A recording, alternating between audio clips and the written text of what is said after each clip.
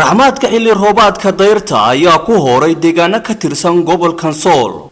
Roobabkan ayay ku doogsadeen dadka xoololeyda. Jilaal iyo kulayl daran ayaa ka jiray deegaano hoos yimaada gobolkan Sool, waxaana raxmaadka roobku maansheeyay deegaano badan oo ka tirsan gobolkan Sool oo uu ku da'ay. Hoglo isxigay oo helay gudaha iyo hareeraha magaalada Laascaanood ee xaruntan gobolka Sool ayaa biyageliyay qaar ka mid ah biyo xidheenada ay magaalada Laascaanood ka hesho biyaha macaan, waxaana hoos u dhac uu ku yimid qiimihii lagu kala iibsan jiray foosada biyaha.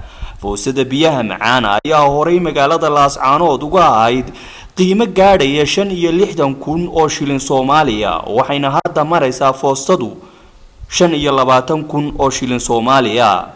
Roobabka dayrta ayaa biyo dhigay qaar ka mid ah wadooyinka ku yaala magaalada Laascaanood, taasoo ku idbaartay in ganacsatada ku ganacsata wadooyinkaasi ay munashiibiyada magaalada Laascaanood ka codsadaan inay wax ka qabato fayo dhowr la'aan ay sheegeen inay ka jirto wadooyinka qaar kuwaasoo ay wali biyuhu dhex eegaagaan, taasoo ay sheegeen inay ka dhalan karto caafimaad darro.